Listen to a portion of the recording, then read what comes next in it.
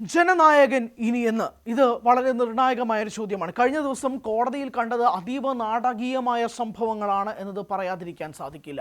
ഏറ്റവും ഒടുവിൽ പോലും നമുക്ക് മനസ്സിലാക്കാൻ കഴിയുന്നത് സെൻസർ ബോർഡിൽ നിന്ന് ഉള്ളിൽ നിന്നുകൊണ്ടാണ് കോടതിയിലേക്ക് ഒരു പരാതി പോയിരിക്കുന്നത്. മദ്രാസ് ഹൈക്കോടതിയിലേക്ക് പരാതി കൊടുത്തിരിക്കുന്നത് സെൻസർ ബോർഡിലെ തന്നെ ഒരു വ്യക്തിയാണ്.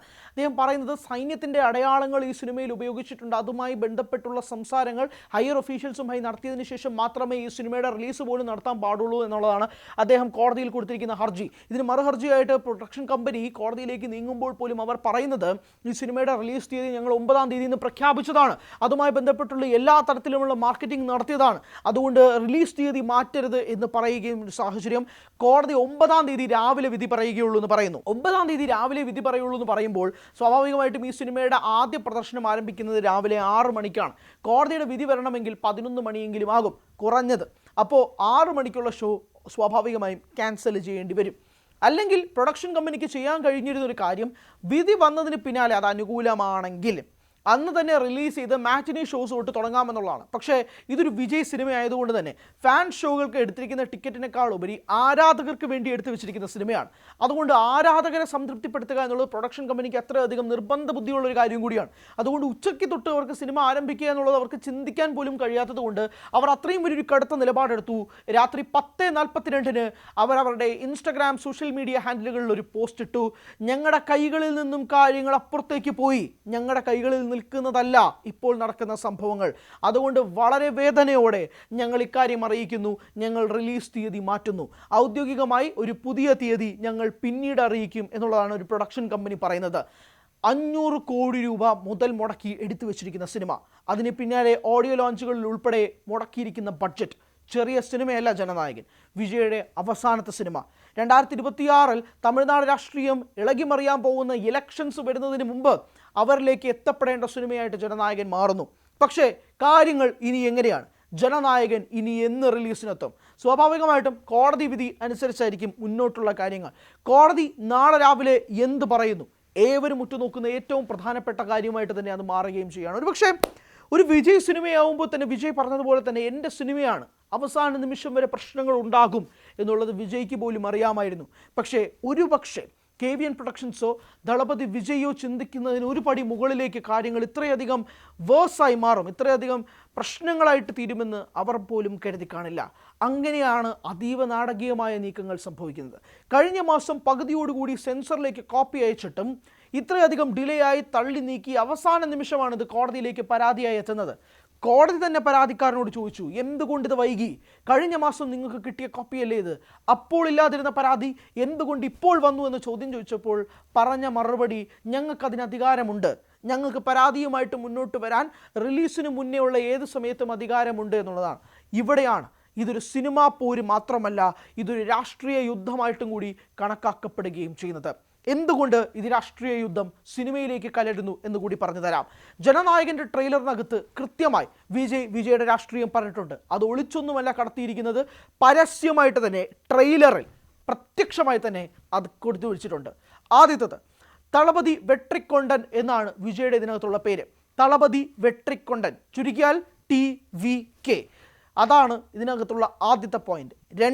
രണ്ട് ആനകൾ എഴുന്നേറ്റ് നിന്ന് സല്യൂട്ട് അടിക്കുന്നത് ഇടതും വലതുമായിട്ടും നടുക്ക് നടന്നു വരുന്ന വിജയെയും കാണാം. TVKയുടെ കൊടി, അതാണ് അതിനെ സൂചിപ്പിക്കുന്നത്. 3, ട്രെയിലറിൻ്റെ അവസാന ഭാഗം രാഷ്ട്രീയക്കാരെ ചട്ടവാറിന് കൊണ്ടടിക്കുന്ന ഒരു രംഗമുണ്ട്. അത് DMK ഉദ്ദേശിച്ചുകൊണ്ടാണെന്നുള്ളത് അരിയാഹാരം കഴിക്കുന്ന ആർക്കും മനസ്സിലാവും. ഇങ്ങനെ വിജയ് തൻ്റെ ട്രെയിലറിൽ പോലും കൃത്യമായ രാഷ്ട്രീയ നിലപാടുകൾ കലർത്തിക്കൊണ്ടാണ് മുന്നോട്ട് പോകുന്നത്. അത് തന്നെയാണ് ഇവിടെ ചൊടിപ്പിച്ചിട്ടുള്ളതെന്ന കാര്യം വ്യക്തമാണ്. 3-ാം തീയതി രാത്രി 6:45 സിനിമയുടെ ട്രെയിലർ വരുന്നത്. അപ്പോൾ മുതൽ ഈ സിനിമയ്ക്ക് ഒരു ബ്ലാക്ക് ലിസ്റ്റിൽ ചിലർപ്പെട്ടിരിക്കുന്നു. ഇതിനകത്ത് പൊളിറ്റിക്സ് സംസാരിക്കാനുള്ള വിഷയം മാത്രമായിട്ട് മാറുന്നു. ഭഗവന്ത് കേസരിയുടെ തനി റീമേക്ക് അല്ല ജനനായകൻ എന്നത് ഇതിൽ കൂടുതൽ വ്യക്തമാകുന്ന മറ്റൊരു തെളിവേ വേണ്ട. ഇനി റിലീസ് എന്ന് പറഞ്ഞതുപോലെ തന്നെ കോടതിയുടെ തീരുമാനമാണ്. കോടതി ഇനി എന്താണ് പറയാൻ പോകുന്നതെന്ന് അറിയില്ല. ഇനി അഥവാ കോടതിയിൽ നിന്നും അനുകൂലമായ നിലപാടെടുത്താൽ പോലും അവർക്ക് എന്ന് റിലീസ് ചെയ്യണമെന്നുള്ള ഡേറ്റുകൾ, കാര്യങ്ങൾ, ഏത് ടൈം എന്നുള്ളത് വളരെ നിർണായകമാണ്. ഇനി പരാശക്തി എടുത്തു നോക്കാം. പരാശക്തി എന്ന സിനിമ സംവിധാനം ചെയ്തത് സുധാ കൊങ്കരയാണ്. നായികനായി എത്തുന്നത് ശിവകാർത്തികേയൻ, ജയം രവിയാണ് ഇതിനകത്ത് വില്ലനായി എത്തുന്നത്, അഥർവ, ശ്രീലീല, ഇങ്ങനെ ഒരു താരനിരയാണുള്ളത്. സുധാ കൊങ്ങരയുടെ സിനിമയോട് സ്വാഭാവികമായിട്ടും സിനിമാ പ്രേമികൾ വളരെയധികം കാത്തിരിക്കുന്ന ഒരു സിനിമയും കൂടിയാണ്. മലയാളത്തിൽ നിന്ന് ബേസിൽ ജോസഫ് ഒരു ക്യാമിയോ വേഷത്തിൽ എത്തുന്നു എന്നത് ശിവകാർത്തികേയൻ കഴിഞ്ഞ ദിവസം കേരളത്തിലെത്തിയപ്പോൾ പറയുകയും ചെയ്തു. അതെല്ലാം ഈ സിനിമയുമായി ബന്ധപ്പെട്ടുള്ള കാര്യങ്ങൾ. ഇനി ഇതിൻ്റെ പൊളിറ്റിക്സ് സംസാരിക്കാം. ശിവകാർത്തികേയൻ നായകനായ പരാശക്തി 10-ാം തീയതി എന്തുകൊണ്ട് റിലീസ് എത്തി എന്നുള്ളതാണ് ആദ്യത്തെ ചോദ്യം. കാരണം ഈ സിനിമയുടെ റിലീസ് ആദ്യം തീരുമാനിച്ചിരുന്നത് 14-ാം തീയതി ജനുവരിയാണ്. 9-ാം തീയതി ജനനായകൻ എത്തുന്നു, 14-ാം തീയതി പരാശക്തി എത്തുന്നു. 9 തൊട്ട് 14 വരെയുള്ള തീയതികൾ ജനനായകൻ മാത്രം കളിക്കുന്നു. ഒരു ക്ലീൻ സ്പേസ് ജനനായകന് കിട്ടുന്നു. എന്നാൽ വളരെ അപ്രതീക്ഷിതമായി കാര്യങ്ങളെല്ലാം കീഴ്മേൽ മറിഞ്ഞുകൊണ്ടാണ് പരാശക്തി 14-ാം തീയതി റിലീസ് ആവാൻ നിന്നത് പ്രീപോണ്ട് ചെയ്ത്. എങ്ങനെ പ്രീപോണ്ട് ചെയ്ത് 14 നിന്ന് 10 ആക്കിയത്. സാധാരണയായി ഒരു വലിയ ബഡ്ജറ്റ് സിനിമകളൊക്കെ വരുമ്പോൾ 14 ഏത് സിനിമയാണെങ്കിൽ പോലും ഡേറ്റ് പോസ്റ്റ്പോൺ ചെയ്യുന്നതാണ് കാണുന്നത്. അതായത് വർക്കുകൾ തീർന്നില്ല, സാഹചര്യങ്ങൾ അനുകൂലമല്ല എന്നൊക്കെ പറഞ്ഞ് പോസ്റ്റ്പോൺ ചെയ്യുന്ന കാണും. ഇതൊരു വലിയ സിനിമ അവർ പ്രീപോണ്ട് ചെയ്ത് 10-ാം തീയതിയിലോട്ട് പ്ലേസ് ചെയ്തു. അതാണ് ഇതിൻ്റെ ആദ്യത്തെ കളി, പോയിന്റ് നമ്പർ 1. ഇനി പോയിന്റ് നമ്പർ 2 എടുത്ത് നോക്കാം. ഡോൺ പിക്ചേഴ്സ് ആണ് ഈ സിനിമ നിർമ്മിക്കുന്നത്, അതവിടെ ഇരിക്കട്ടെ. സിനിമ ഡിസ്ട്രിബ്യൂട്ട് ചെയ്യുന്നത് ആരാണ്? Red giant movies. Red giant movies ആരാണ്? ഉദയനിധി സ്റ്റാലിൻ.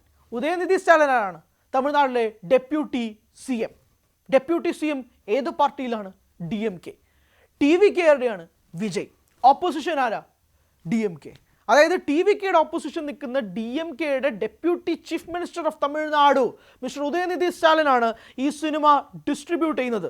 അവിടെ ഉണ്ട് രാഷ്ട്രീയം, അവിടെ ഉണ്ട് ഈ രാഷ്ട്രീയ കളി. അതുകൊണ്ട് തന്നെയാണ് ഇതെല്ലാം ഒരു കോർത്ത്, ഈ മാല പോലെ കോർത്ത് നിൽക്കുക എന്നൊക്കെ പറയുന്ന പോലെ എവ്രിതിങ് ഈസ് കണക്റ്റഡ്. ഇതിനകത്ത് പൊളിറ്റിക്സ് ഇല്ല എന്ന് പറയുന്നവർ ഈ കൃത്യമായി ഇതിൻ്റെ കാര്യങ്ങളൊന്ന് വിശകലനം ചെയ്താൽ നിങ്ങൾക്ക് കത്തും ഇതിൻ്റെ കാര്യങ്ങൾ. അതുകൊണ്ട് ഈ സിനിമ 10-ാം തീയതിയിലേക്ക് പ്രീപോണ്ട് ചെയ്യപ്പെട്ടു എന്ന സമയം നിൽക്കുമ്പോൾ മുതൽ തന്നെ സംതിങ് ഫിഷി എന്നുള്ളത് പലർക്കും തോന്നിയിരുന്നു. അവിടെ നിന്നുകൊണ്ട് ഇപ്പോൾ പൊങ്കലിന് റിലീസ് ചെയ്യുന്ന ഒരേ ഒരു സിനിമയായിട്ട് പരാശക്തി മാറി. അവിടെ നിൽക്കുന്നു തമിഴ്നാട് പൊളിറ്റിക്സ് നിലവിൽ നിൽക്കുന്ന സാഹചര്യം. കാരണം ജനനായകന് പൊങ്കലിന് റിലീസ് ചെയ്യാൻ കഴിയില്ല. അങ്ങനെ റിലീസ് ചെയ്യണമെങ്കിൽ അടുത്ത ആഴ്ച 14-ാം തീയതിയിലേക്കോ കോടതി വിധി അനുകൂലമാണെങ്കിൽ 14-ാം തീയതിയോ അതിന് ശേഷമേ പറ്റുള്ളൂ. അല്ല, അതിന് മുന്നേ റിലീസ് ചെയ്യാൻ പറ്റില്ല.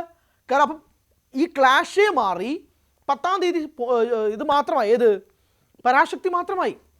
ഇങ്ങനെ നമ്മൾ നോക്കിക്കഴിഞ്ഞാൽ ഇതിനകത്ത് ഒരുപാട് കാര്യങ്ങളുണ്ട് എന്നുള്ളതാണ് പറയേണ്ടത്. അതുകൊണ്ട് ഇതൊരു വെറും സിനിമ മാത്രമല്ല, ഇതിനകത്ത് തമിഴ്നാട് രാഷ്ട്രീയം കൃത്യമായിട്ടുണ്ട്. അത് നമ്മൾ ഡൈസെക്ട് ചെയ്ത് പരിശോധിക്കുമ്പോഴേക്കും ഇതിനകത്ത് പല പല കാര്യങ്ങൾ ഒളിഞ്ഞിരിക്കുന്നുണ്ട് എന്നത് വേണം തന്നെ പറയാൻ.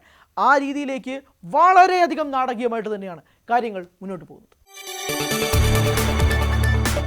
കൂടുതൽ വാർത്തകൾക്ക് news 18 Keralam YouTube channel subscribe ചെയ്യുക.